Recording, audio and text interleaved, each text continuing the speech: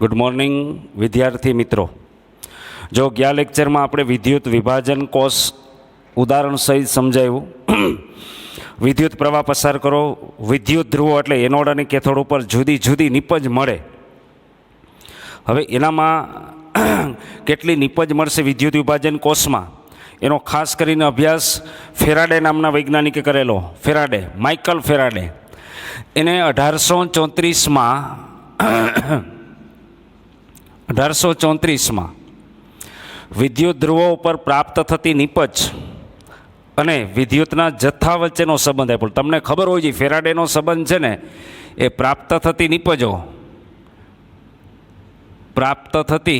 નિપજો અને વિદ્યુતના જથ્થા વચ્ચેનો સંબંધ આપેલો છે કે ભાઈ વિદ્યુત ધ્રુવો ઉપર પ્રાપ્ત થતી નિપજો, વિદ્યુત ધ્રુવ, એનોડ અને કેથોડ, એ નિપજ છે ને વિદ્યુતના જથ્થા સાથે સંબંધ ધરાવે.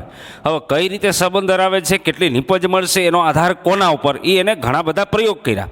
દાખલા તરીકે એક સિમ્પલ આકૃતિ દોરું. ગયા લેક્ચરમાં આપણે સરળ આકૃતિ દોરતા એક જ પાત્રની અંદર એનોડ અને કેથોડની પટ્ટી ડૂબાડવામાં આવે.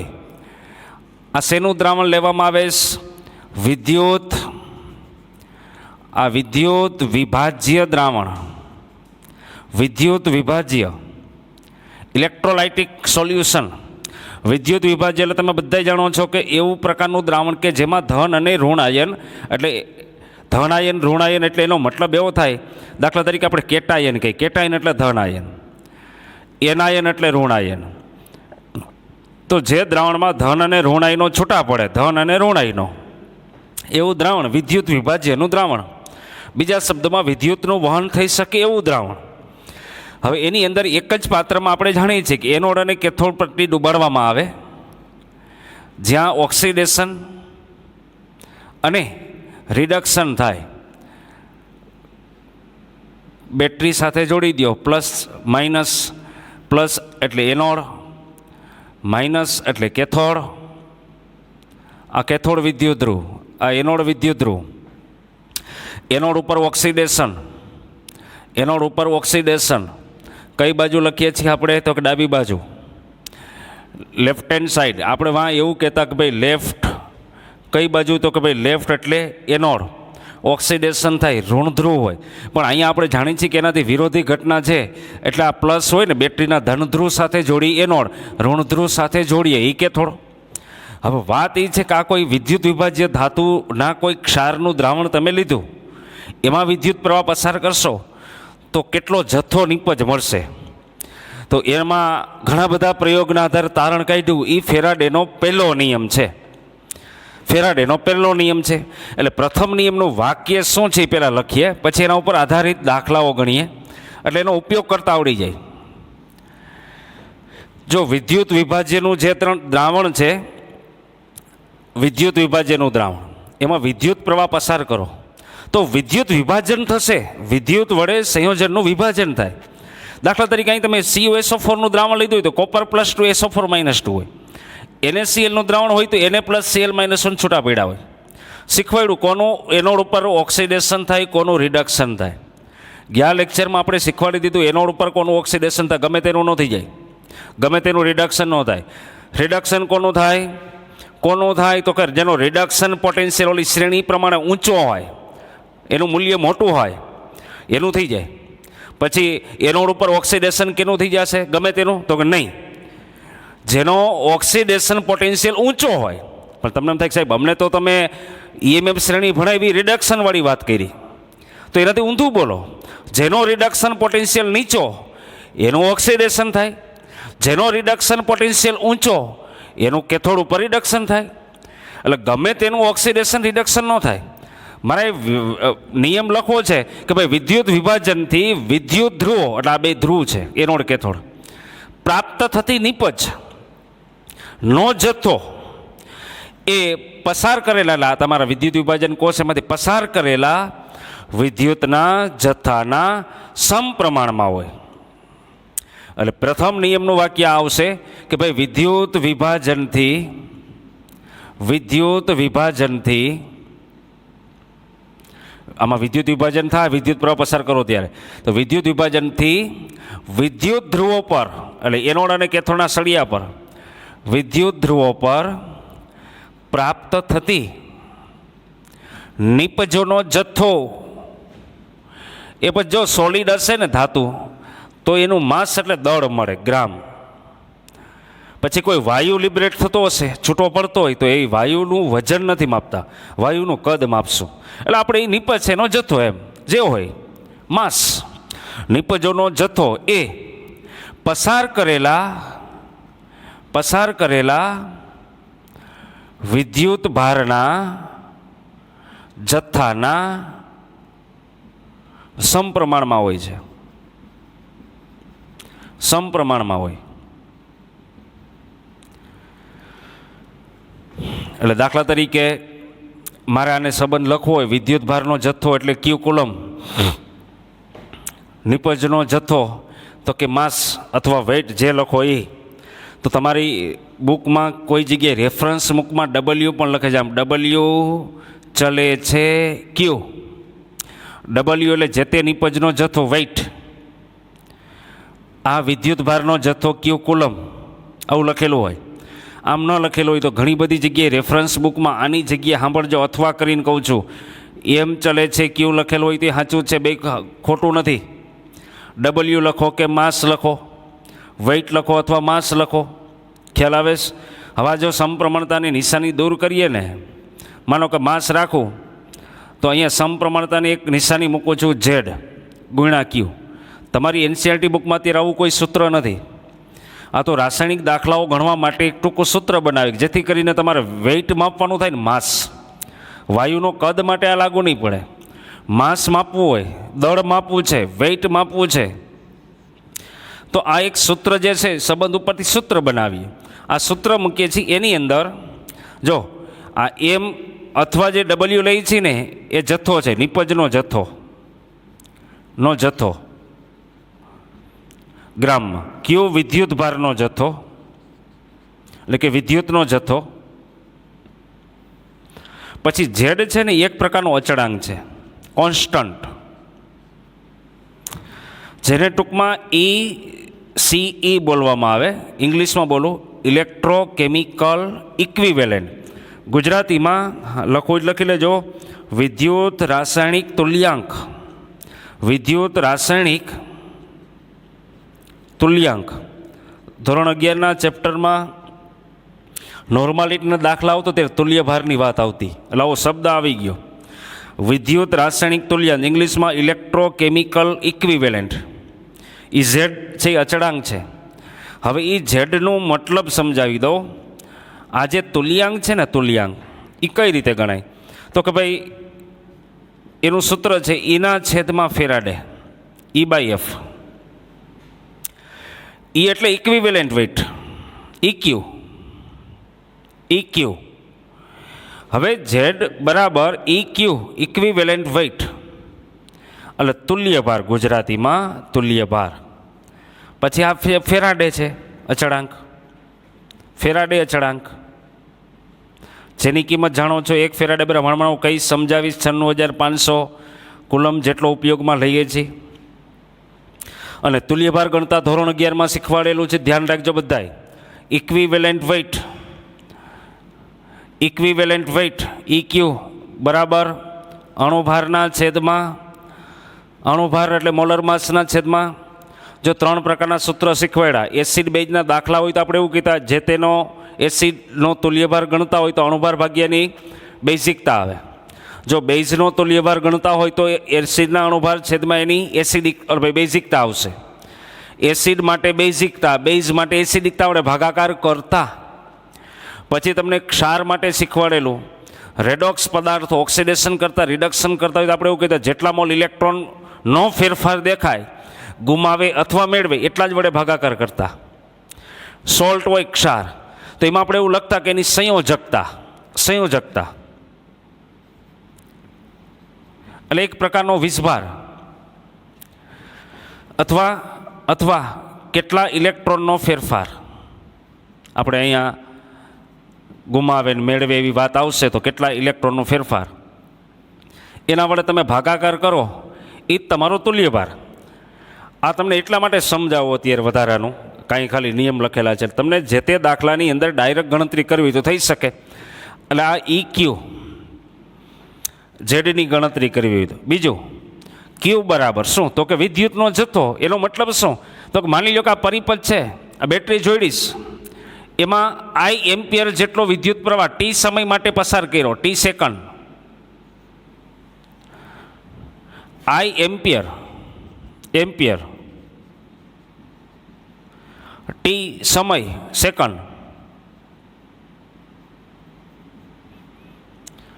માટે પસાર કર્યો હોય, I જેટલો વિદ્યુત પ્રવાહ T જેટલા સમય માટે પસાર કરીએ, સમય માટે પસાર કરતા, તો I નું સૂત્ર છે Q/T. હવે Q મારે જોતો હોય તો Q બરાબર I ઇન્ટુ T, આવું સૂત્ર લખ્યું હોય. Q બરાબર ડાયરેક્ટ તમારી બુકમાં I ઇન્ટુ T. હવે એ સૂત્ર અહીંયા દાખલા તરીકે આ સૂત્રમાં મૂકી દો આ કિંમત અહીંયા, તેથી એક સૂત્ર લખાઈ જાય અથવા બની જાય. એમ લખો તોય ભલે, W લખો તોય હાલે. ZIT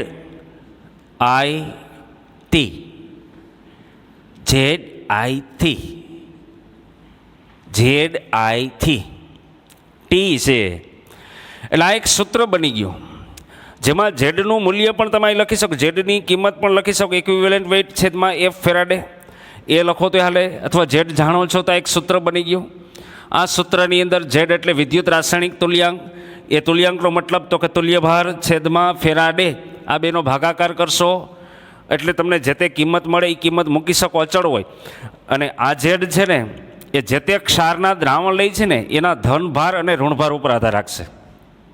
શું કામે, તો કે ઇક્વિવેલન્ટ વેઇટ છે એ જ્યારે ગણતરી કરશો તો એમાં અણુભારના છેદમાં જો સંયોજકતા આવે અથવા કેટલા મોલ ઇલેક્ટ્રોનનો ફેરફાર. આ +1 ચાર્જવાળા હોય ઇનકેસ આયન કોઈ, તો તમે 1 વડે ભાગાકાર કરશો. આ +2 વાળા આયન હશે તો 2 વડે ભાગાકાર કરશો તો કિંમત બદલાઈ જશે. એટલે ઝેડ કોના ઉપર આધાર રાખે, ઝેડ કોના ઉપર આધાર રાખે કે જે તે ધન અને ઋણ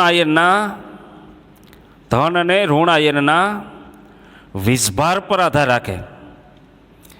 વીજભાર પર આધાર રાખે છે. ધનભાર ઋણભાર બદલાય તો EQ બદલાશે, EQ બદલાય તો ઝેડ બદલાય, બાકી ન બદલાય. પછી બીજું હજી મારે એક ફેરાડે સમજાવો. ફેરાડે કોને કહેવામાં આવે છે?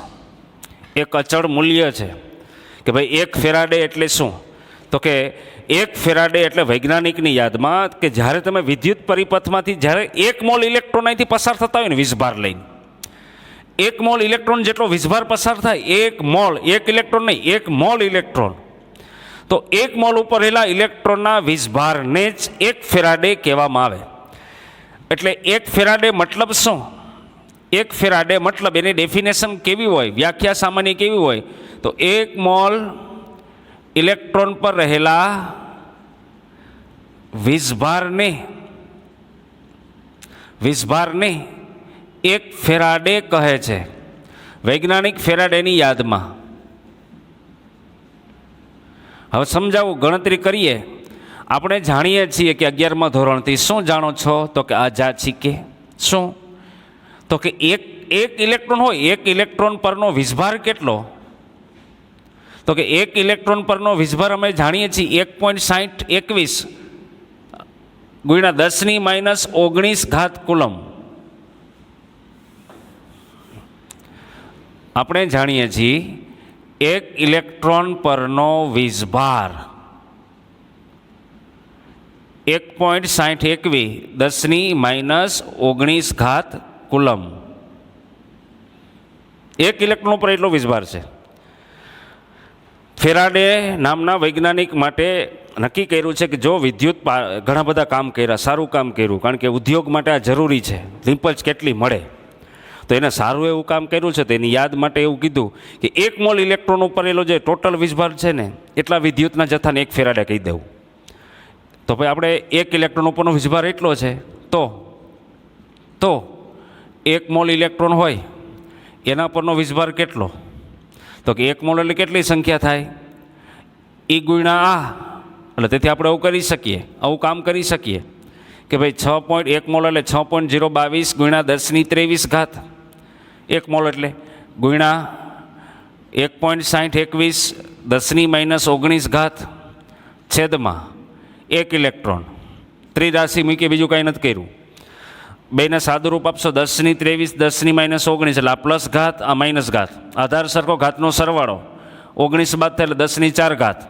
આ બેનો ગુણાકાર કરશો અને જે મૂલ્ય આવશે 96,487. આ એક્ઝેક્ટ કિંમત. પણ રાસાયણિક ગણતરીઓ માટે તમે જાણો છો વારંવાર લખેલું આવશે કે ભાઈ ગણતરી કરતા હોય તો 96,487 છે, એમાં થોડુંક મૂલ્ય નાખી દો એટલે 500 થી, એમાં કાંઈ ફેર નથી પડતો. એટલું આપણે રાખીએ છીએ ગણતરી માટે. 1 ફેરાડે એટલે ખરેખર કુલમમાં વિદ્યુતનો જથ્થો કેટલો? 1 ફેરાડે એટલે 96,500 કુલમ. ગણતરી માટે આને જ વારંવાર ઉપયોગ કરીએ છીએ. આ લખો તે હાલશે, કંઈ વાંધો નહીં. પણ દીધેલું હોય 1 ફેરાડે બરાબર ફલાણું અચળ મૂલ્ય છે, પણ જનરલ કિંમત એટલી છે, એવરેજ આપણે 96,500 કુલમ ઉપયોગ કરીએ છીએ. આ મેં વાત કરી તમને શેની? તો કે પ્રથમ નિયમની, ફેરાડેનો પહેલો નિયમ. શું કહે છે? તો કે વિદ્યુત વિભાજનથી પ્રાપ્ત થતી નિપજનો જથ્થો એ પસાર કરેલા વિદ્યુત ભારના જથ્થાના સમપ્રમાણમાં W ચલે છે Q અથવા M ચલે છે Q કહી શકો. સૂત્ર બનાવ્યું કે જો ધાતુ છૂટી પડતી હશે તો એનું માસ બે રીતે હું આગળ ગણતા શીખવાડે. એક સૂત્રનો ઉપયોગ, ફોર્મ્યુલાનો ઉપયોગ કરી અને એક રાસાયણિક સમીકરણ લખીને ત્રિરાશિ એટલા ફેરાડે એટલું તો એટલાય કેટલું, તો એ રીતે ગણતરી કરી શકો. આ સૂત્રના આધારે ગણતરી કરી શકો. સૂત્રમાં ઝેડ શું છે? એક અચળાંક છે જે ધન ઋણભાર પરના વીજભાર ઉપર આધાર રાખે, જેનો મતલબ છે તુલ્યભારના છેદમાં ફેરાડે. ફેરાડે શું છે એ સમજાયું.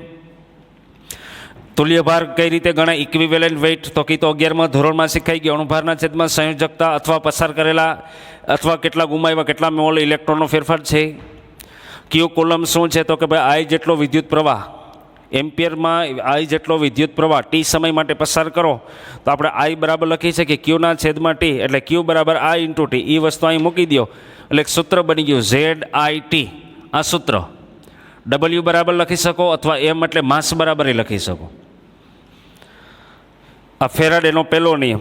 જરાક ટેકાવી દો, બે દાખલા ગણાવું, આનો ઉપયોગ કરતાં શીખવાડી દઉં. પછી ફેરાડેનો બીજો નિયમ તમારા બુકમાં સીધો બીજો નિયમ એ લખેલો છે. પેલા બે આના એક્ઝામ્પલ થોડાક કરાવી દઈ.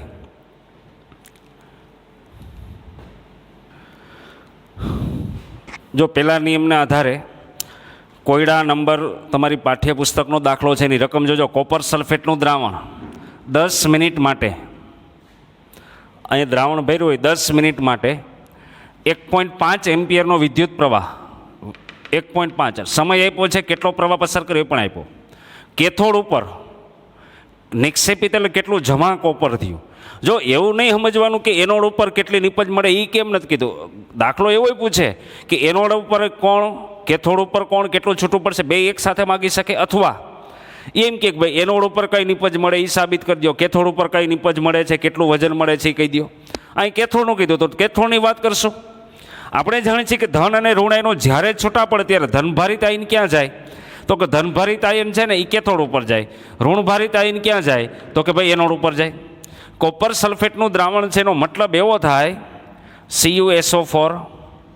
જ્યારે આનું આયનીકરણ થશે ત્યારે Cu2+ અને SO4- છૂટા પડે 21. જલીય દ્રાવણ છે તો સ્વાભાવિક છે આની વાત કરીએ છીએ. આ ક્યાં જશે? કેથોડ ઉપર જાય. આ નિપજ માગી નથી, નકર ખરેખર આનું ઓક્સિડેશન નહીં થાય એનોડ ઉપર, એને બદલે પાણીનું થઈ જાય. આગલા લેક્ચરમાં સમજાવ્યા ઉદાહરણો. એટલે ભાઈનું જલીય દ્રાવણ બનાવેલા કેથોડ ઉપર જાય. હવે હું બે રીતે સમજાવું, જોજો. એક સમીકરણ લખીએ કે ભાઈ કેથોડ ઉપર કઈ પ્રક્રિયા થશે. કેથોડ ઉપર તો કે ભાઈ કેથોડ ઉપર રાસાયણિક પ્રક્રિયા થાય Cu2+ રિડક્શન. તમે જે વિદ્યુત પ્રવાહ પસાર કરશો તો માની લો કે 2 મોલ ઇલેક્ટ્રોન ખરેખર આને જોઈએ. આના સંપૂર્ણ રિડક્શન માટે, આના 1 મોલ કોપર આયનના સંપૂર્ણ રિડક્શન માટે એને કેટલા ખાવા ઇલેક્ટ્રોન જોઈએ? તો કે 2 મોલ. તો તમને જાણો છો એ પ્રકારે 1 મોલ કોપર ધાતુ મળે. 2 મોલ ઇલેક્ટ્રોન, 2 મોલ ઇલેક્ટ્રોન તો 1 મોલ કોપર ધાતુ. 1 મોલ એટલે કેટલું વજન? વજન પૂછ્યું છે તો કે ભાઈ એનો આપણે પરમાણુ ભાર જાણીએ છીએ 63.5. તો 63.5 ગ્રામ થાય એટલું કોપર છૂટું પડે. ક્યારે? તો કે 2 મોલ ઇલેક્ટ્રોન હોય. હવે 2 મોલ ઇલેક્ટ્રોન એટલે ખરેખર 2 ફેરાડે પણ કહી શકો. હમણાં શીખવાડ્યું 1 મોલ ઇલેક્ટ્રોન એટલે 1 ફેરાડે. તો પછી ઇનકેસ કે 2 મોલ ઇલેક્ટ્રોન જેટલો વીજભાર પસાર થતો હોય અથવા વિદ્યુત પ્રવાહ પસાર થતો હોય તો 2 ફેરાડે કહેવાય. તો 2 ફેરાડે એટલું. તો ફેરાડે કેટલા છે? ફેરાડે રકમમાં દીધા જ નથી. 10 મિનિટ આપ્યોસ, આ એમ્પિયર આપ્યુંસ. પણ આપણે જાણીએ છીએ કે એ ગણતરી થઈ જાય. ક્યુ બરાબર, હમણાં જ સૂત્ર લખ્યું હતું, વીજભાર કોલમમાં ગણી લ્યો. ક્યુ બરાબર I ઇન્ટુ ટી. I કેટલો આપ્યો છે? તો કે 1.5. સમય કેટલો સેકન્ડમાં? તો સેકન્ડમાં નથી, મિનિટમાં છે. એને 60 વડે ગુણો સેકન્ડ થઈ જાય. આ 600, 15 6 90, આ 600 થશે. એને ગુણ્યા દાખલા તરીકે અહીંથી પોઈન્ટ કાઢો 15 એટલે 900 કુલમ જેટલો વિદ્યુતનો જથ્થો થાય. આ તમને જે જવાબ આવ્યો ને કુલમ આવ્યો ક્યુ. હવાને ફેરાડેમાં ફેરવવું હોય તો શું કરવું પડે?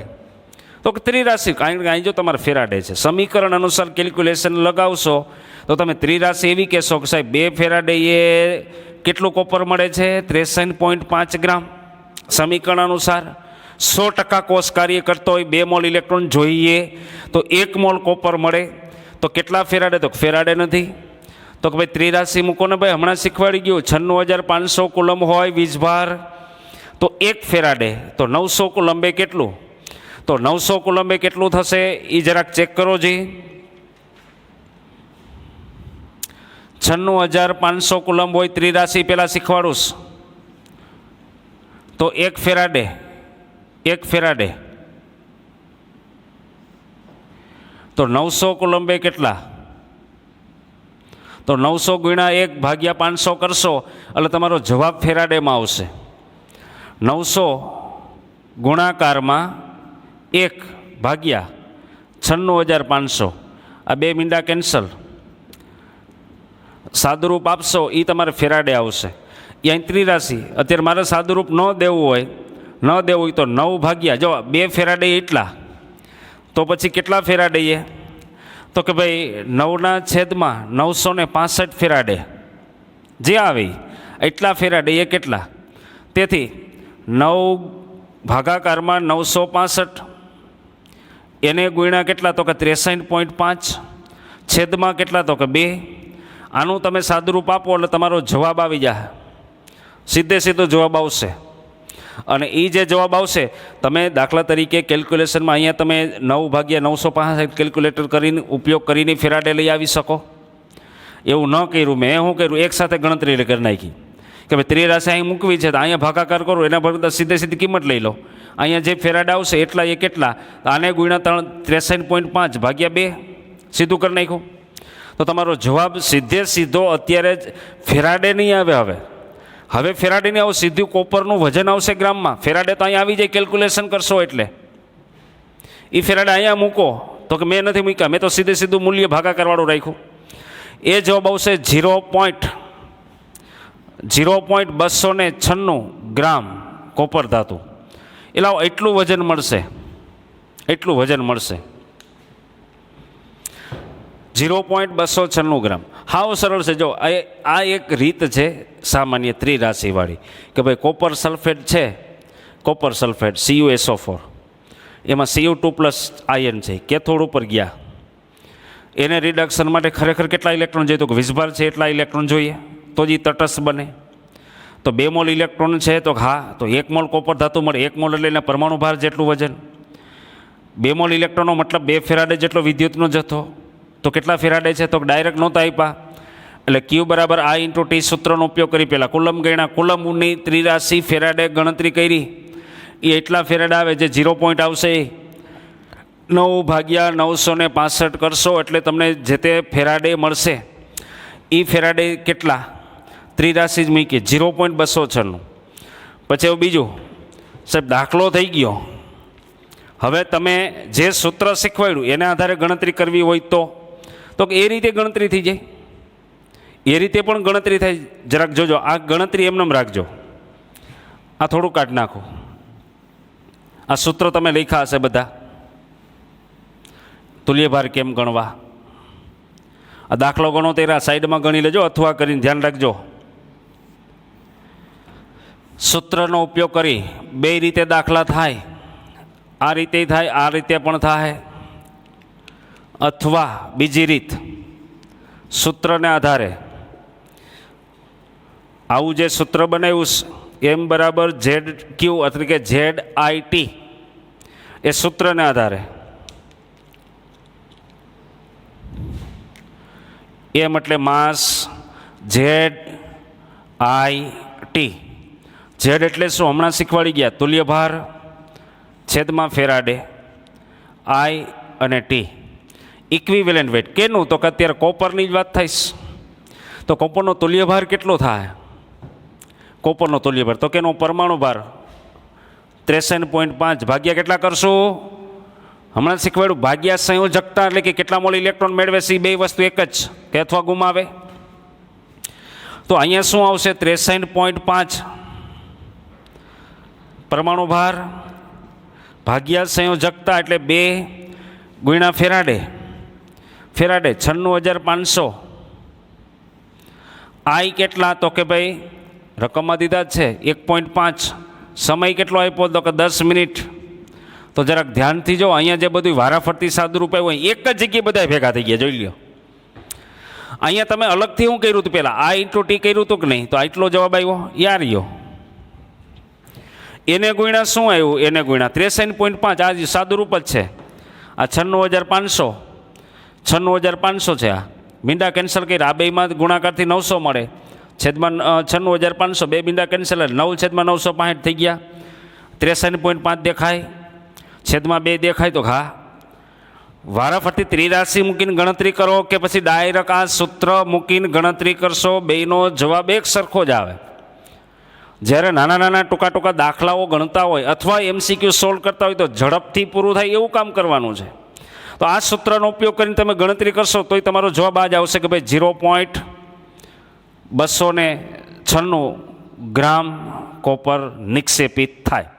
નિક્ષેપિત થાય એટલે જમા થાય. કેટલા ગ્રામ વજન જમા થશે? એટલા ગ્રામ જમા થશે. વાં જે જવાબ એવું એ જ અહીંયા આવશે.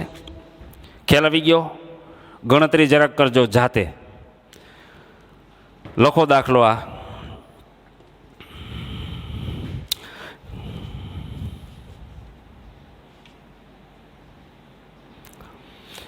બીજા તમારે લખાણ સંબંધિત 2-3 ઉદાહરણો છે બુકમાં, NCERT લખાણ સંબંધિત આમ ચોરસ ખાનામાં કર્યું હોય તો એની અંદર એ તમારે 2 નાનકડા પ્રશ્નો જેનો જવાબ આપી દઈએ. આ દાખલો લખી લેજો. લખાણ સંબંધિત પ્રશ્નોમાં એક પ્રશ્ન એવો છે કે જો 0.5 એમ્પિયર પ્રવાહ, ભલે નાનકડા છે પણ એનો મતલબ આવડવો જોઈએ. એટલે તમારું બુકમાં જે છે એ પહેલાં સમજી લ્યો. આવા દાખલાઓ કેવી રીતે સોલ્વ કરવા આ લખી લીધું હશે, કાઢી નાખો અથવા કરીને આ સૂત્રનો ઉપયોગ આવડી જાય એટલે તમને ખ્યાલ આવે. 2 રીતે દાખલા થાય. હવે જો લખાણ સંબંધિત પ્રશ્નો છે એમાં એટલે નંબર લખ્યા 3.10. 3.10 જો એ રકમ જો બધાય રકમ કે ભાઈ 0.5 એમ્પિયર વિદ્યુત પ્રવાહ, 0.5 એમ્પિયર વિદ્યુત પ્રવાહ એટલે આ આપ્યોસ ડાયરેક્ટ લખો મૂલ્ય. તારમાંથી, ધાતુના તારમાંથી 2 કલાક માટે પસાર કરવામાં આવે છે. 2 કલાક 2 hours, પણ સેકન્ડમાં તમારે ફેરવવું પડશે. 2 કલાક એટલે 1 કલાક એટલે 60 મિનિટ, 1 મિનિટની 60 સેકન્ડ. તો કલાકને જ્યારે તમારે સેકન્ડમાં ફેરવી હોય તો 60 વડે ગુણો તો મિનિટમાં ફરે, પાછા 60 વડે ગુણો તો સેકન્ડમાં ફરે. એટલે આ તમારો સમય સેકન્ડમાં થાય. હવે જો તારમાંથી કેટલા ઇલેક્ટ્રોન વહી ગયા હશે, લ્યો તારમાંથી ટૂંકમાં એનો કહેવાનો ભાવાર્થ એવો છે ઇલેક્ટ્રોન કેટલા પસાર થયા હશે. તો કે એનો જવાબ કઈ રીતે આવે? તો આવી જાય કુલમ તમને મળી જાય ને કુલમ તો કહી શકો. શું કામ ખબર? તો કે હમણાં જ એક વાત કીધી હતી. કઈ? 1 ફેરાડે. 1 ફેરાડે એટલે શું છે? તો કે 1 મોલ ઇલેક્ટ્રોન ઉપર રહેલા વિદ્યુતનો જથ્થો, જે કેટલું મૂલ્ય આવ્યું? 96,500. તો ઊંધું ત્રિરાશી મૂકશો. આપણે શું જાણીએ છીએ? તો કે આપણે એવું જાણીએ છીએ, જો આ ખાનામાં લખો, આપણે જાણીએ છીએ કે 1 ફેરાડે એટલે 96,500 કુલમ. આ જાણો છો કે હા, 1 ફેરાડે બરાબર 96,500. આ શું છે? તો કે 1 મોલ ઇલેક્ટ્રોન ઉપર રહેલો વીજભાર છે. તો 1 મોલ ઇલેક્ટ્રોન, તો હા, તો કે એનો મતલબ કે 6.022 ગુણ્યા 10⁻23 જેટલા ઇલેક્ટ્રોન થયા, સંખ્યા એટલી થઈ, એના ઉપર એનો વીજભાર ઈજા. તો એ કામ કરે ને, કુલમ ગણી લ્યો તો ત્રિરાશી લાગી જાય.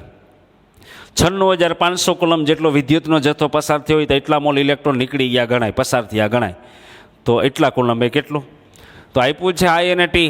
એટલે તમારે દાખલો ગણવા માટે આ સૂત્રનો ઉપયોગ કરવાનો. Q બરાબર I ઇન્ટુ T. આ એટલો જ કરવાનું છે. Q બરાબર I એટલે કેટલો? તો કે 0.5 એમ્પિયર સેકન્ડ. તો કે 2 કલાક એટલે 60 ગુણ્યા 60.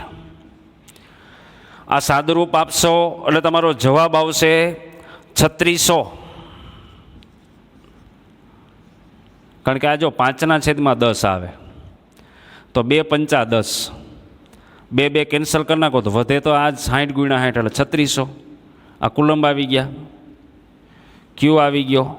નવી ત્રિરાશિ મૂકી દો કે ભાઈ 96,500 કુલમ હોય, 96,500 કુલમ હોય તો 1 મોલ જેટલા ઇલેક્ટ્રોન એટલે 6.022 ગુણ્યા 10⁻23 જેટલા ઇલેક્ટ્રોન વાહક તારમાંથી ધાત્વીય તારમાંથી પસાર થયા હોય તો 3600 કુલમ જેટલા વિદ્યુતના જથ્થા એ કેટલા? તો ત્રિરાશિ 3600 ગુણ્યા 6.022 ગુણ્યા 10⁻23 છેદમાં 96,500. સાદુરૂપ આપો, સાદુરૂપ આપજો. તો 0 પોઈન્ટ આવતા હોય તો એક આંકડા પછી પોઈન્ટ કરશો એટલે 2.246 ગુણ્યા 10⁻22 જેટલા ઇલેક્ટ્રોન આવ્યા, એટલા ઇલેક્ટ્રોન પસાર થયા હોય. આ તમારો જવાબ.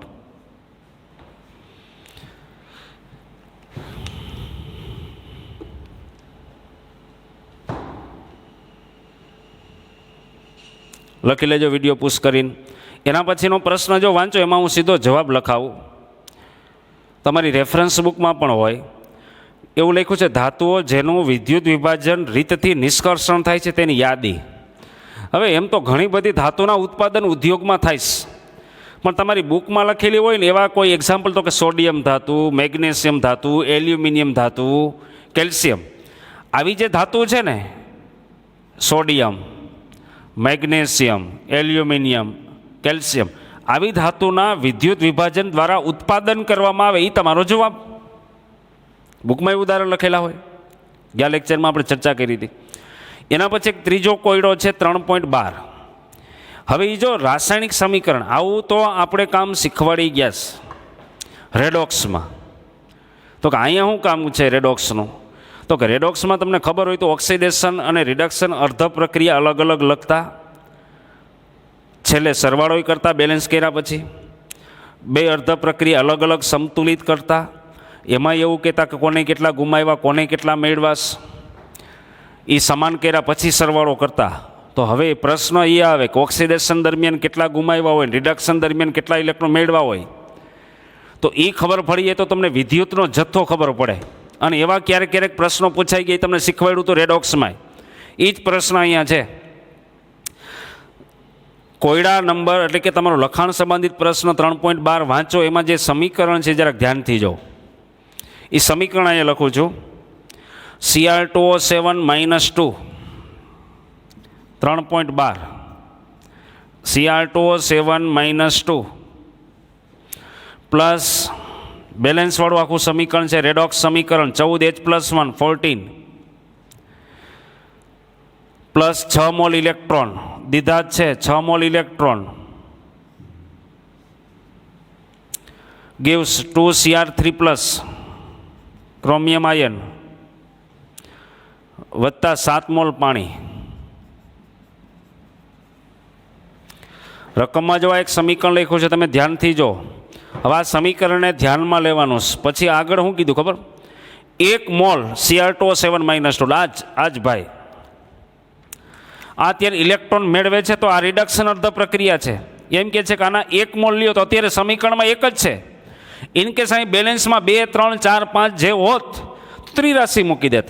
તમારા તેરાની 1 મોલની જ વાત છે. 1 મોલ Cr2O7 - 2 ડાયક્રોમેટ આયન, એમ ડાયક્રોમેટ આયન કહેવાય એને, લખાવી ગયા આપણે. આનું રિડક્શન કરવા માટે વિદ્યુતનો જથ્થો ઇલેક્ટ્રોનના પર્યાયમાં જરૂર પડશે. કેટલો? એમ વિદ્યુતનો કેટલો જથ્થો જરૂર પડશે? તો શું થયું? 1 મોલ જ છે. તો હા, 1 મોલ ના રિડક્શન માટે કેટલા મોલ ઇલેક્ટ્રોન એ મેળવેશ અથવા ગુમાવેશ એટલું જોઈ લો ને. કેટલા મોલ ઇલેક્ટ્રોન પસાર થયા? 1 મોલ ઇલેક્ટ્રોન હોય તો 1 ફેરાડે કહે, આપણે શીખવાડી ગયા. 2 મોલ ઇલેક્ટ્રોન નીકળતા હોય અથવા જોતા હોય તો 2 ફેરાડે. 3 હોય તો 3. 6 છે તો 6. અહીંયા 6 મોલ ઇલેક્ટ્રોન છે, તો 6 મોલ ઇલેક્ટ્રોન એટલે 6 ફેરાડે. 6 ફેરાડે એટલે 6 ગુણ્યા 96,500 કુલમ અથવા 96,487. આ બેનો ગુણાકાર કરો, એ તમારો જવાબ આવી ગયો કુલમમાં, સીધે સીધો કુલમમાં. કેટલો આવશે જો કેલ્ક્યુલેશન કરો? 579,000 કુલમ. 5,79,000 આ તમારો જવાબ. 6 મોલ ઇલેક્ટ્રોન. હા, હેલું છે. હવે ઘણા બધા રેડોક્સમાં સમીકરણ આવતા. કેટલા મોલ ઇલેક્ટ્રોન? જો બેલેન્સ કર્યા પછી જોવાનું હોય, સમતુલિત કરવાનું છે. ઓલરેડી સમતુલિત હતું. ઘણી વખત એવું બને કે અહીંથી 14 કાઢ નાખે, અહીંથી 6 કાઢ નાખે, અહીંથી બગડોય લખે નહીં. તો તમારે રેડોક્સ પ્રમાણે સમતુલિત કરતા શીખવાડી ગયા છે. એનો ઉપયોગ કરીને પહેલાં બેલેન્સ કરો તો જ તમારો જવાબ સાચો આવે. અત્યારે તો ઓલરેડી સમીકરણ સમતુલિત હતું. તો આજે દાખલાઓ થોડાક લીધા, એ તમને પહેલા નિયમ ઉપર આધારિત. હજી એક દાખલો તમને ખાસ કરીને કહી દો, સ્વાધ્યાયમાં છે, જોજો. 3.16 પાઠ્યપુસ્તકમાં જો, તમારી NCERTમાં જો, 3.16ની રકમ વાંચો. જો પાઠ્યપુસ્તક લઈને જ ભેગા બેસજો. ચોપડો લઈને બેહવું એટલે લખાઈ જાય. રકમ વાંચો બધા આખી, સમજો રકમમાં હું આપ્યુંસ. પહેલો નિયમ ભણાવ્યો એટલે થોડીક પ્રેક્ટિસ થઈ જાય. રકમ જોજો.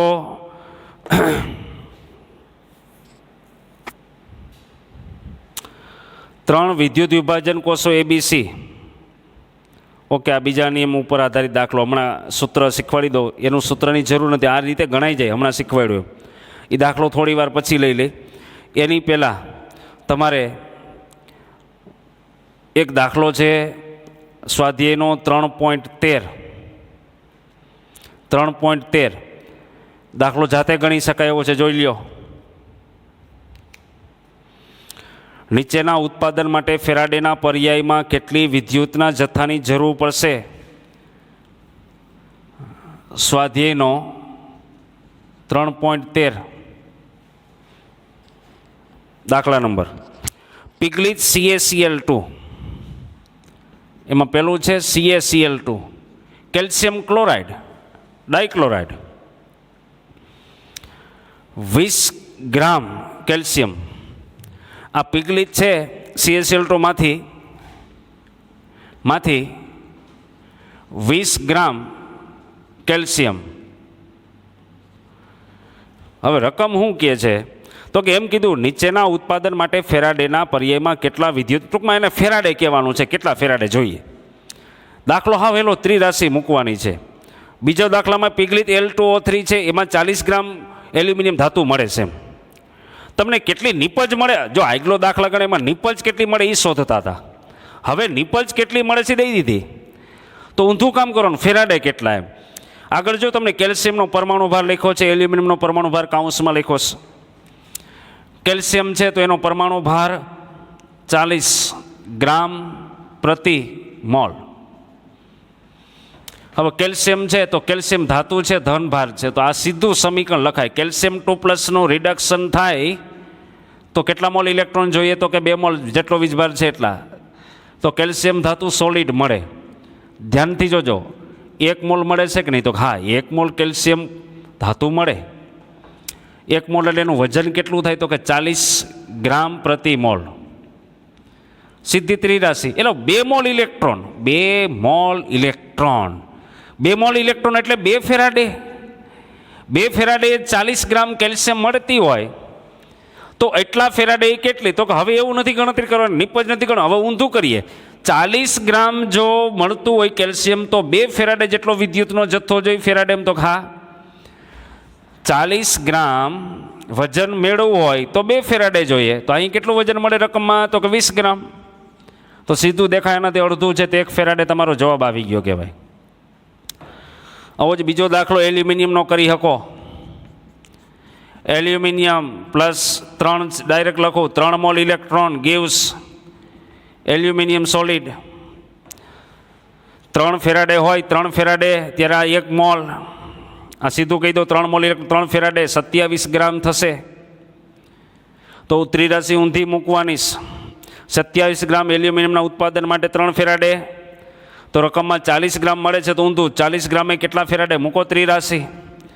27 ગ્રામ એલ્યુમિનિયમનું ઉત્પાદન જોતું હોય તો 3 ફેરાડે જેટલો વિદ્યુતનો જથ્થો જોઈએ. રકમમાં કીધું 40 ગ્રામ એલ્યુમિનિયમ મેળવવું હોય તો કેટલો ફેરાડે જોઈએ. 40 ગુણ્યા 3 ભાગ્યા 27 કરો. 40 ગુણ્યા 3 ભાગ્યા 27 એટલે તમારો જવાબ આવશે 4.4 ફેરાડે. વાંધો સીધું 1 ફેરાડે, 4.4 એટલે કે 44 જે આવતું હોય આગળનો આંકડો લખી લેજો.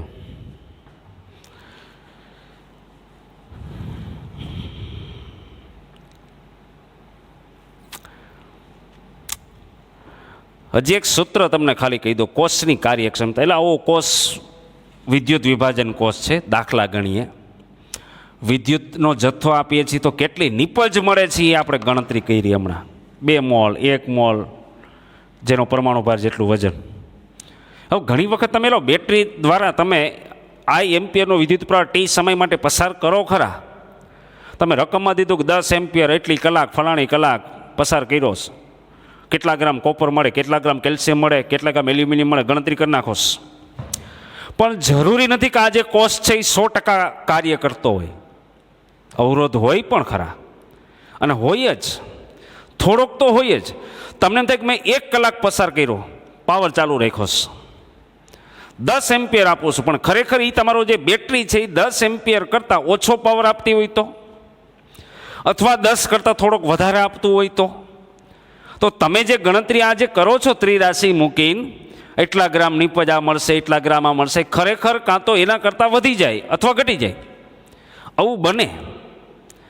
એટલે એ કોષની કાર્યક્ષમતા ઉપર ડિપેન્ડ છે. કોષ કેવો છે, એમાં રેઝિસ્ટન્સ એટલે અવરોધ ઓછામાં ઓછો છે તો તમને જે એમ્પિયર મળે છે જેટલા મળે, તમે કહો 10 મારે જોઈએ તો 10 જ મળતા હોય, એમાં સેજ આઘા પાછું સેજ હોય, પણ તમારી ગણતરીમાં બહુ મોટો ડિફરન્સ ન આવે.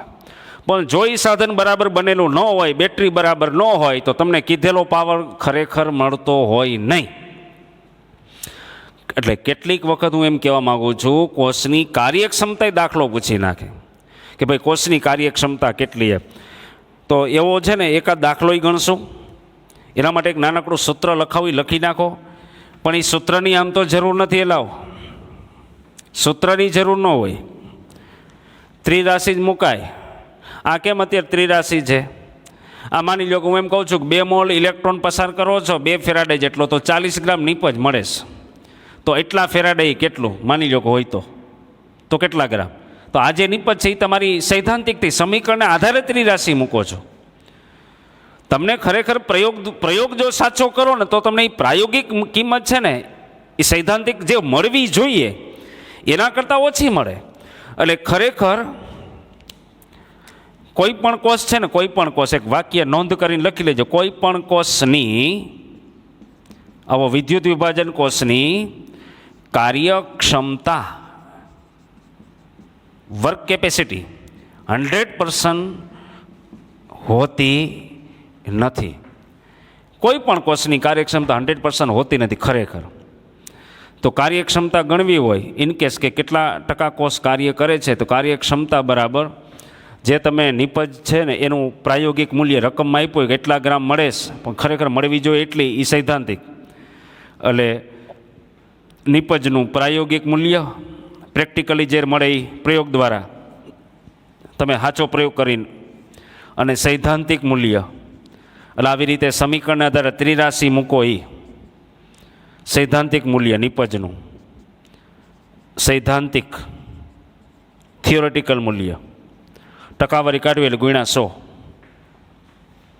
આ સૂત્રનો ઉપયોગ કરો એટલે તમને કાર્યક્ષમતા મળી જાય પર્સન્ટેજમાં. આ લખી લેજો સૂત્ર, હાવ હેલું છે. સમીકરણના આધારે ત્રિરાશિ અત્યાર સુધી જે મૂકતા હતા એ ખરેખર કિંમત મળતી હતી કે એટલા ગ્રામ કોપર મળે, એટલા ગ્રામ કેલ્શિયમ કે એલ્યુમિનિયમ, જે દાખલા ગણો હોય એ ખરેખર સૈદ્ધાંતિક જવાબ લઈ આવતા હતા અત્યાર સુધી. મેન તમે ક્યાં પ્રયોગ કર્યો? ખરેખર એ જ પ્રવાહ એટલા સમય માટે પસાર કરીને તમે આ જે સળિયા ઉપર કેટલું વજન મળે છે તમે પ્રયોગ કરીને માપો ને, તો અહીંયા જે જવાબ આવતા હોય ને એ જવાબ ખરેખર એક્ઝેક્ટ ન હોય. અહીં 40 ગ્રામ માનો કોઈ 2 ફેરાડે વિદ્યુતનો જથ્થો પસાર કરો, 40 ગ્રામ કેલ્શિયમ મળવું જોઈએ. પ્રયોગ કરો તો 40 કરતાં ઓછું મળશે. તો એ પ્રાયોગિક મૂલ્ય છે. કેમ ઓછું મળ્યું? તો કોઈ કોષ બરોબર કાર્ય કરતો નથી, એમાં થોડો ઘણો અવરોધ હોય. તો એ અવરોધને કારણે જે વિદ્યુત પ્રવાહ તમને મળે છે એ ખરેખર એકચ્યુઅલમાં મળતો હોય નહીં. એટલે આ સૂત્ર કોષની કાર્યક્ષમતા ગણવી હોય તો મળતું પ્રાયોગિક મૂલ્ય અને સૈદ્ધાંતિક મૂલ્યનો ભાગાકાર કરો તો સીધી ત્રિરાશિ છે. આમ તો કે એટલા એ 100%, જો 40 ગ્રામ મળતો તો 100%, તો આ સૈદ્ધાંતિક છે. એટલા એ 100%, તો એટલા એ કેટલું? આમ જોજો ત્રિરાશિ જ છે. હવે લખાવી દઉં છું ફેરાડેનો બીજો નિયમ, પછી દાખલાય ગણશું પાછા. ફેરાડેનો બીજો નિયમ, સેકન્ડ લો, એરા આના ઉપરથી જ છે. આ એક કોષ માટે એને વાત કરી. ફેરાડેના બીજા નિયમમાં એક કરતાં વધુ વિદ્યુત વિભાજનના દ્રાવણને શ્રેણીમાં જોડવાની વાત છે. આની આ જ વાત પણ હવે થોડુંક તમારે કોષો વધારે લઈએ, એક કરતાં વધુ કોષો અને શ્રેણીમાં જોડીએ તો શું થાય?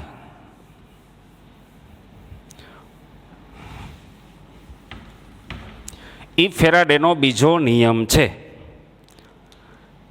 બીજો નિયમ, ફેરાડેનો બીજો નિયમ. તો 2 કે 2 કરતાં વધુ એવું કહી શકો તમે. 2 કે 2 કરતાં વધુ જુદા જુદા વિદ્યુત વિભાજન કોષોમાંથી, જોજો, 2 કે 2 કરતાં વધુ વિદ્યુત વિભાજન, આવો કોષ છે એક નહીં, 2 કે 2 કરતાં વધુ ને શ્રેણીમાં જોડી દેવામાં, જોડી એક જ સરખો વિદ્યુત પ્રવાહ પસાર કરો. એટલે કે વિદ્યુતનો જથ્થો પસાર કરતા દાખલા તરીકે એક સિમ્પલ મારે આકૃતિ અહીં બતાવીશ તમને, અધૂરું વાક્ય છે, આગળ પૂરું કરું.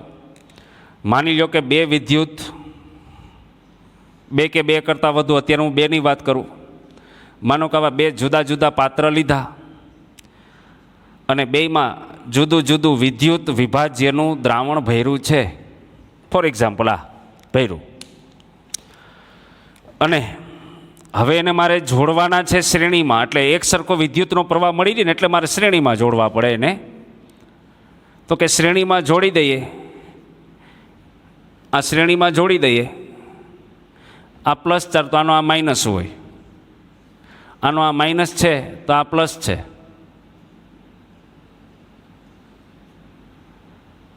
આ માઇનસ, આ પ્લસ, શ્રેણી જોડાણ કર્યું. માનો કે અહીં ઝિંક સલ્ફેટનું દ્રાવણ છે, અહીંયા કોપર સલ્ફેટનું દ્રાવણ.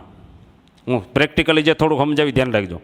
2 કે 2 કરતાં વધુ વિદ્યુત વિભાજન કોષોને શ્રેણીમાં જોડી દઈ એક સરખો વિદ્યુતનો જથ્થો પસાર કરતા શ્રેણીમાં જોડ્યા પછી એક સરખો પસાર કરવામાં આવે તો અહીંયા જે તમને પ્રાપ્ત થતી નિપજો છે ને, જો આ માનો કાંઈ Zn2+, આ કોપર 2+, કેથોડના સળિયા ઉપર માનો કાંઈ એમ થાય Zn ધાતુ જમા થશે અને આના કેથોડ ઉપર કોપર જમા થશે. વિદ્યુત ધ્રુવો પર પ્રાપ્ત થતી નિપજનો જથ્થો પછી એનોડ ઉપર મળવાનું છે, પણ એનોડ ઉપર માનો કે કોઈ વાયુ મળશે તો વાયુ છૂટો પડશે. ગમે એનોડ કેથોડ ઉપર પ્રાપ્ત થતી નિપજનો જથ્થો પસાર કરતા વિદ્યુત ધ્રુવો પર એટલે એનોડ અને કેથોડ પર પ્રાપ્ત થતી નિપજનો જથ્થો એ તેના તુલ્ય ભારના સમપ્રમાણમાં હોય. તુલ્ય ભાર ઇક્વિવેલન્ટ વેઇટ ના સમપ્રમાણમાં હોય છે.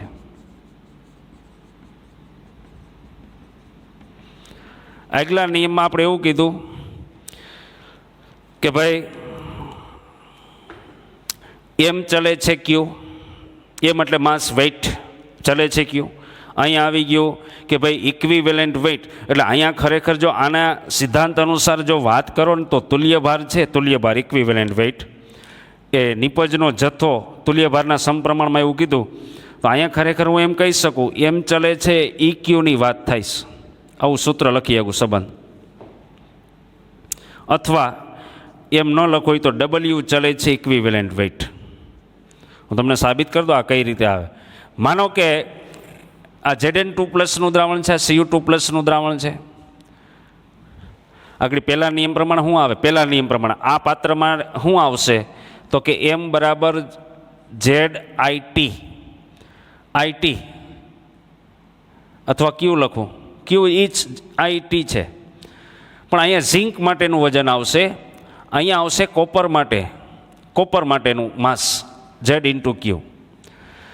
હવે Z શું છે એ મૂકીએ તો કે Z એટલે હમણાં શીખી ગયા ઇક્વિવેલન્ટ, એટલે આ તુલ્યાંક છે, વિદ્યુત રાસાયણિક તુલ્યાંક. એનો મતલબ ઇક્વિવેલન્ટ વેઇટ EQ છેદમાં ફેરાડે ગુણ્યા Q. આના માટે તો કે M કોપર, Z એટલે ઇક્વિવેલન્ટ વેઇટ કોપરનું છેદમાં ફેરાડે ગુણ્યા Q. આ ઇક્વિવેલન્ટ વેઇટ છે એ અહીંયા કોપરનું આવશે, અહીંયા ઝિંકનું આવશે, Znનું ટૂંકમાં ગુણ્યા Q. આવું થયું. જુદા જુદા કોષ માટે મેં ફેરાડેના પહેલા નિયમનો ઉપયોગ કર્યો. હવે વાત એ છે કે એક સરખો વિદ્યુતનો પ્રવાહ આવે, એક સરખો લે તો એનો મતલબ એવો થાય આ એમ્પિયર સમાન હશે, તમે પસાર કરેલો સમય પણ સમાન. તો આ બે સમાન હોય બે કોષોમાં અહીંયા જેટલો આ હશે એમ્પિયરમાં એટલો જ આ કોષમાં હશે. અહીંયા જેટલા સમય માટે 1 કલાક માટે પસાર કર્યો તો આમાં 1 કલાક, એટલે બે સમાન હોય તો બેનો ગુણાકાર સમાન આવે, તો એટલે Q પણ સમાન થાય, Q પણ બેના સરખા. તો હવે હું એક કાર્ય કરું, આ બેનો ભાગાકાર કરું તો M ઝિંક ડાબી બાજુનો ભાગાકાર, જમણી બાજુનો ભાગાકાર EQ ઝિંકનું છેદમાં ફેરાડે ગુણ્યા Q, એના છેદમાં EQ કોપરનું ગુણ્યા Q છેદમાં ફેરાડે અચળાંક કેન્સલ, Q સમાન છે કેન્સલ, સમાન છે ધ્યાન રાખજો. તો આવ્યું હું તો કે Znનું વજન માસ છેદમાં કોપરનું વજન બરાબર આવી ગયું ઇક્વિવેલન્ટ ઓફ ઝિંક અને ઇક્વિવેલન્ટ ઓફ કોપર. એટલે આ શું કહેવા માગે, આ સંબંધ કહેવા માગે છે, જોઈ લ્યો કે જે તેનું માસ એના જ તુલ્યભારના સમપ્રમાણમાં જે તમને વજન મળશે નિપજનો જથ્થો, પ્રાપ્ત થતી નિપજનો જથ્થો એ તેના તુલ્યભારના સમપ્રમાણમાં અંશમાં છે એનો અંશમાં છે ને છેદમાં છે એનું છેદમાં છે. તેથી આ કહી શકાય આ અથવા આ. તો તમને સાહેબ આ સૂત્ર અમે ઉપયોગ કરશું દાખલામાં, કરાય પણ ક્યારે ખબર છે? બે જ વિદ્યુત વિભાજન કોષો હોય, બેના દળ આપ્યા હોય, એકનો તુલ્યભાર જાણતા હોય તો બીજાનો ગણી શકો, બેના તુલ્યભાર જાણતા હોય, અજ્ઞાત ન હોય એકે, એકનું માસ તમને આપ્યું હોય તો બીજાનું માસ ગણી શકશો, અથવા માસનો ગુણોત્તર જાણી શકશો કે નિપજો બે એનોડ કે કેથોડ ઉપર જે મળે છે એનો ગુણોત્તર કેટલો, માસનો ગુણોત્તર કેટલો એ જાણી શકાય. પણ ક્યારે? તો કે બે વિદ્યુત વિભાજન કોષ હોય તો. હવે દાખલા તરીકે હજી ડિટેલમાં લઈ જાઓ, આ લખી લેજો પહેલાં, જા સંબંધ આખો લખી લેજો. આ નિયમ છે એની આધુનિક રજૂઆત તમારે બુકમાં આગળ પાછળ ખાલી વાક્યમાં લખી છે. એમાં શું છે કે ઓક્સિડેશન રિડક્શન જેવા મોલ જેવા શબ્દ આવી ગયા, તો એક નવી રીતે વ્યાખ્યા એવી કે ભાઈ ઓક્સિડેશન રિડક્શન અર્ધ પ્રક્રિયાને પરિણામે પ્રાપ્ત થતી નિપજનો જથ્થો એ મોલ સંખ્યા ઉપર ડિપેન્ડ કરે. નિપજના મોલ કેટલા મળશે એવી રીતે વાક્ય આવે.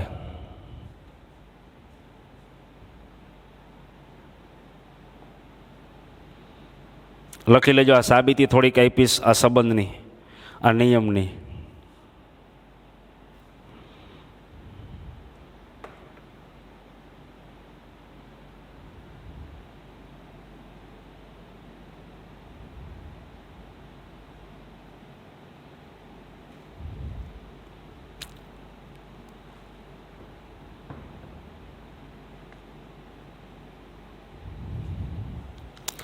અહીંયા વાક્ય લખું આધુનિક.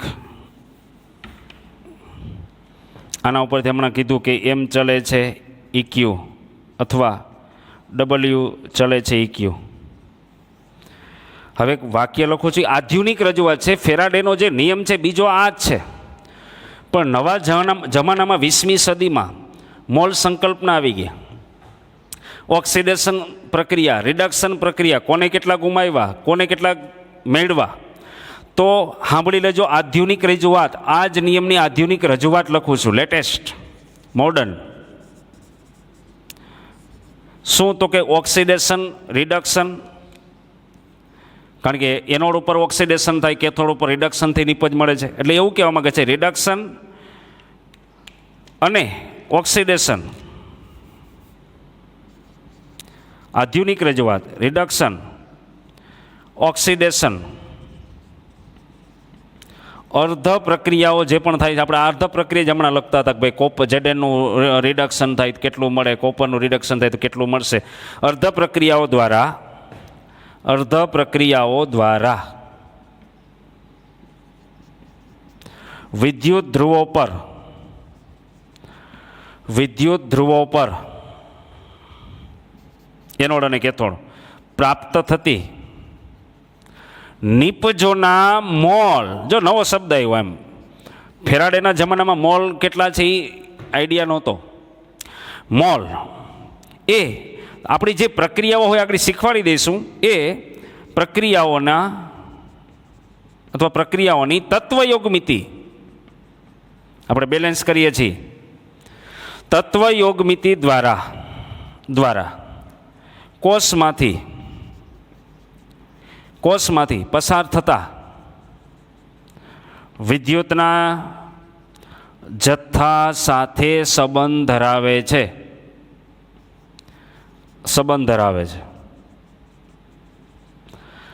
આનો આ જ નિયમ આ રીતે રજૂ કર્યો, પણ એને સમજાવી દો જરાક.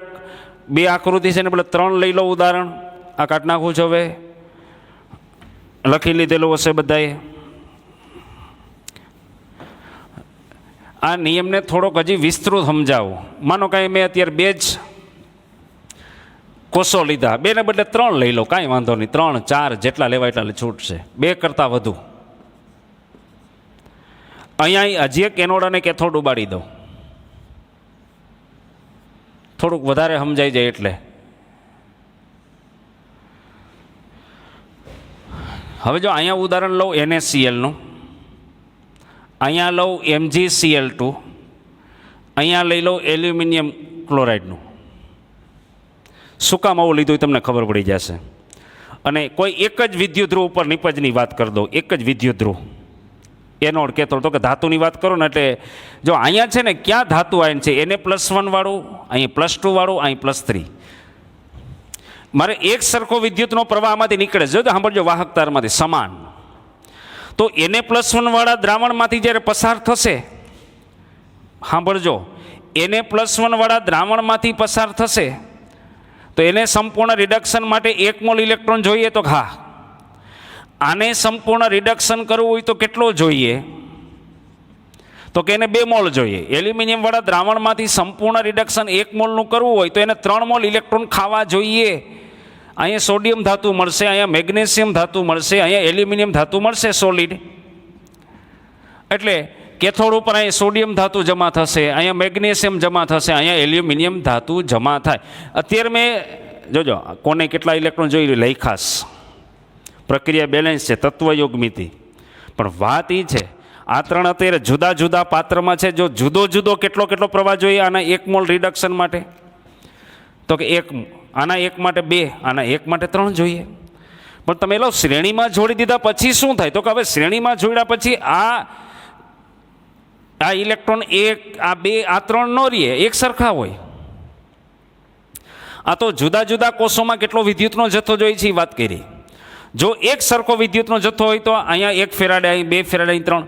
ખરેખર જો એક સરખો વિદ્યુતનો જથ્થો હોય ને, માની લો કે 1 મોલ ઇલેક્ટ્રોન એટલે 1 ફેરાડે જ પસાર કરે એવું ધારી લઈ, તો પ્રક્રિયા સમીકરણની તત્વયોગમિતિ જરા ખરખી ગોઠવો છે, તત્વયોગમિતિ. તો હવે શું થાય ખબર?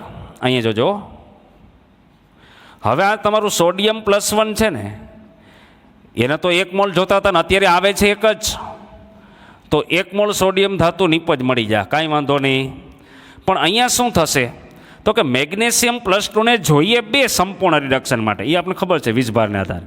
પણ એનો પસાર તો વાહક તારમાંથી જ માની લો કે 1 મોલ ઇલેક્ટ્રોન જ પસાર થાય, તો આને 1 મોલ ઇલેક્ટ્રોન જ મળશે.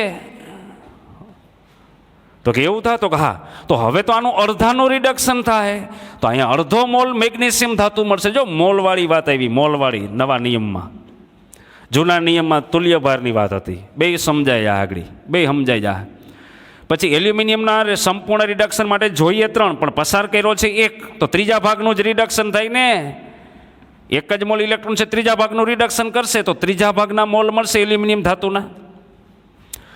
વજન લખું, વજન લખીએ. સોડિયમનો પરમાણુ ભાર 23 અને 1 જ મોલ મળે છે, તો અહીંયા તો 23 ગ્રામ વજન મળશે. મેગ્નેશિયમનું કેટલું મળશે? તો કે એનો પરમાણુ ભાર 24, તો 24 અડધા, તો કે 24 અડધા 12 ગ્રામ.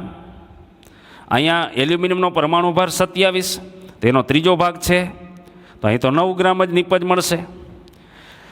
સોડિયમની 23 ગ્રામ મળશે, મેગ્નેશિયમની 12 ગ્રામ મળશે, પેલા ભાઈના 9 ગ્રામ મળશે. ખરેખર એ શું છે ખબર?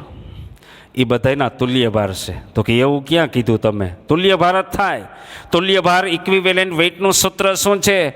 અણુ અથવા પરમાણુ ભાર ભાગ્યા એની સંયોજકતા અથવા મેળવેલા ઇલેક્ટ્રોનની સંખ્યા. પણ ટોટલ સંયોજકતા તમે જરાક મૂકતા જાઓ, સંયોજકતાના આધારે ક્ષાર છે તો 23 ભાગ્યા કેટલા આવશે? 23 ભાગ્યા 1, તો 23 જ આવે ને. મેગ્નેશિયમના 24 છે, પણ એનો વિષભાર કેટલો સંયોજકતા? 2, તો કે તો 12 જ આવે ને. એનો તુલ્યભાર ગણાવું 27 ભાગ્યા 3, તો કે 9 આવે. તો આજે બધા વજન આવ્યા એ શું આવ્યા? તો કે ઇક્વિવેલેન્ટ વેઇટ, તુલ્યભાર આવ્યા. તો ફેરાડેએ એવું કીધું કે જ્યારે તમે શ્રેણીમાં જોડી દો ને કોષોને શ્રેણીમાં, ત્યારે એક સરખો વિદ્યુતનો જથ્થો જ્યારે પસાર કરતા હોય તો નિપજ કેટલી મળે છે? તો કે નિપજ બધાના તુલ્યભાર જેટલી. જોઈ લ્યો, ચેક કરી લ્યો બધામાં. બીજી રીતે રિડક્શન થયું હોય તો એ ભલે ઓક્સિડેશન, આ બધા રિડક્શનના ઉદાહરણ. રિડક્શન, ઓક્સિડેશન, અર્ધ પ્રક્રિયાઓ દ્વારા વિદ્યુત ધ્રુવો પર પ્રાપ્ત થતી નિપજોના મોલ, 1 મોલ, અડધો મોલ, ત્રીજા ભાગનો મોલ છે 1/3. એ મોલ પ્રક્રિયાની તત્વયોગમિતિ જો બેલેન્સ કર્યું, 1 મોલ ઇલેક્ટ્રોન હતા બધામાં, એની સામે અડધો મોલ, ત્રીજા ભાગના મોલનું રિડક્શન થયું. પ્રક્રિયાઓની તત્વયોગમિતિ દ્વારા કોષમાંથી પસાર થતા વિદ્યુતના જથ્થા સાથે સંબંધ ધરાવે. વિદ્યુતનો જથ્થો કેટલો હતો? બધામાં એક સરખો 1 ફેરાડે, તો બધાના એક સરખા મોલનું રિડક્શન ન થયું. જોઈ લો, કોઈનું 1 થયું, કોઈનું અડધું થયું, કોઈનું ત્રીજા ભાગનું. તો નિપજ એ પ્રકારે મળી. પહેલા નિયમ એવું કીધું તુલ્યભાર જેટલો જથ્થો મળે, તો આ સાબિત કરી દીધું આ બધાના તુલ્યભાર છે. આ રીતે છે ને ફેરાડેનો બીજો નિયમ છે. ખ્યાલ આવી ગયો? તો આજના લેક્ચરમાં ફેરાડેના 2 નિયમ ભણ્યા. એક જ સરળ વાત છે એની, વિદ્યુતનો જથ્થો અને નિપજનો જથ્થો એ બે વચ્ચેનો સંબંધ આપ્યો છે, બીજું કાંઈ નહીં. સરળ ભાષામાં બોલો, જેમ વિદ્યુતનો જથ્થો વધારે નિપજ વધારે, બીજું કાંઈ છે જ નહીં. જેટલો વિદ્યુતનો જથ્થો વધારે એટલે નિપજ વધારે. શ્રેણીમાં જોડો તો કેટલી નિપજો મળે? તુલ્યભારના સમપ્રમાણમાં મળે, બસ બીજું કાંઈ છે નહીં. ખ્યાલ આવી ગયો? રિવિઝન કરી લેજો, લખજો. જેટલા દાખલા ફેરાડે ઉપર આધારિત આવડશે એટલા ગણજો. જે આવતા લેક્ચરમાં થોડાક વધારાના JEE નીટમાં પૂછાયેલા પ્રશ્નો થોડાક સોલ્વ કરાવે, પછી જ આગળ વધશું. Okay, ready.